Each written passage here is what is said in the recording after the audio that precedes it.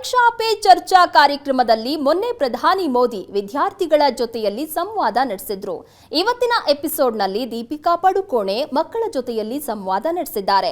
ಮತ್ತೊಮ್ಮೆ ತಾವು ಅನುಭವಿಸಿದ ಖಿನ್ನತೆ ಬಗ್ಗೆ ಮಾತಾಡಿದ್ದಾರೆ.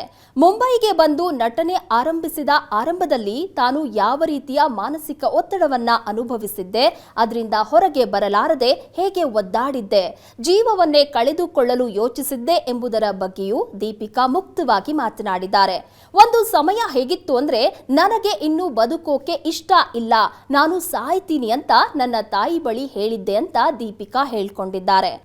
ಮಾನಸಿಕ ಆರೋಗ್ಯ ಎಲ್ಲರಿಗೂ ಬಹಳ ಮುಖ್ಯ. ಆದರೆ ಬಹುತೇಕ ಜನ ಖಿನ್ನತೆಗೆ ಒಳಗಾಗಿದ್ದರೂ ಅದನ್ನ ಮುಕ್ತವಾಗಿ ಹೇಳಿಕೊಳ್ಳೋದಿಲ್ಲ ಮತ್ತು ಅದಕ್ಕೆ ಪರಿಹಾರ ಪಡೆಯೋದಿಲ್ಲ.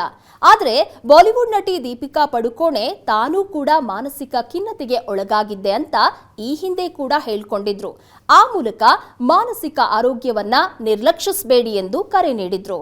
ಇದೀಗ ಇಂದಿನ ಪರೀಕ್ಷಾ ಪೇ ಚರ್ಚಾ ಕಾರ್ಯಕ್ರಮ ಎಪಿಸೋಡ್ನಲ್ಲಿ ವಿದ್ಯಾರ್ಥಿಗಳ ಜೊತೆ ಮಾನಸಿಕ ಆರೋಗ್ಯದ ಬಗ್ಗೆ ದೀಪಿಕಾ ಸಂವಾದ ನಡೆಸಿದ್ದಾರೆ.